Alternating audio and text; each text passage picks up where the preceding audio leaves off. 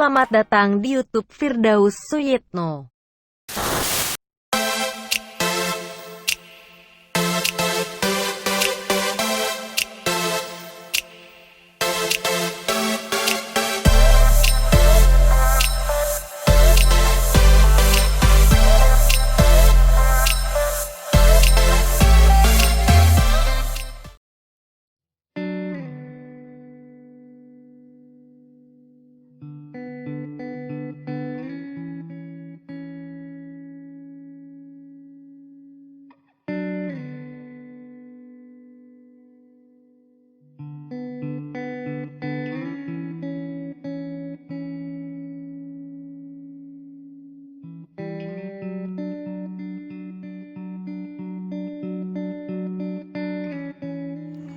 Setelah jatuhnya Kabinet Natsir, Presiden Soekarno menunjuk Sidik Djoyo Soekatro dari Partai Nasional Indonesia dan Sukiman Widjo Sanjoyo dari Partai Masyumi sebagai formatur dan berhasil membentuk kabinet koalisi dari Masyumi dan PNI.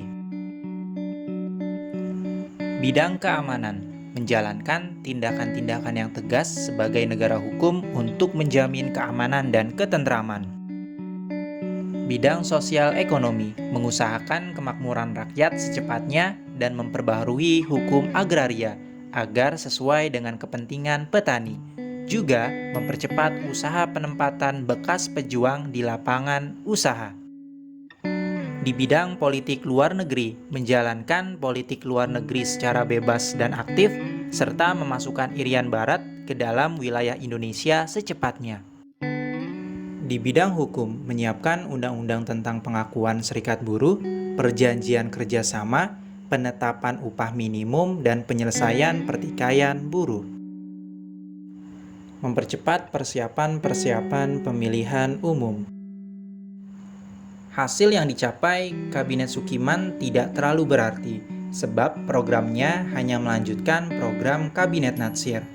Hanya saja terjadi perubahan skala prioritas dalam pelaksanaan programnya.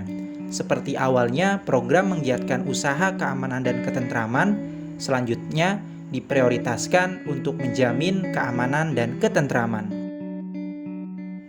Adanya pertukaran nota keuangan antara Menteri Luar Negeri Indonesia, Subardjo, dengan Duta Besar Amerika Serikat, Merle Cochrane, mengenai pemberian bantuan ekonomi dan militer dari pemerintah Amerika kepada Indonesia berdasarkan Ikatan Mutual Security Act atau MSA, di mana dalam MSA terdapat pembatasan kebebasan politik luar negeri Indonesia karena Indonesia diwajibkan memperhatikan kepentingan Amerika. Tindakan Sukiman tersebut dipandang telah melanggar politik luar negeri negara Indonesia yang bebas aktif karena lebih condong ke blok barat, bahkan dinilai telah memasukkan Indonesia ke dalam blok barat. Adanya krisis moral yang ditandai dengan munculnya korupsi yang terjadi pada setiap lembaga pemerintahan. Masalah Irian Barat belum juga teratasi. Hubungan Sukiman dengan militer kurang baik, tampak dengan kurang tegasnya tindakan pemerintah menghadapi pemberontakan di Jawa Barat, Jawa Tengah, dan Sulawesi Selatan.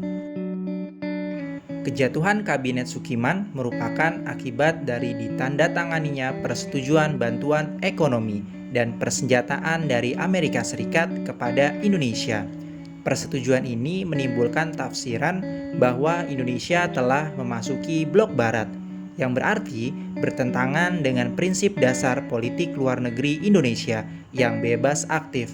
Muncul pertentangan dari Masyumi dan PNI atas tindakan Sukiman, sehingga mereka menarik dukungannya pada kabinet tersebut. DPR akhirnya menggugat Sukiman dan terpaksa Sukiman harus mengembalikan mandatnya kepada Presiden.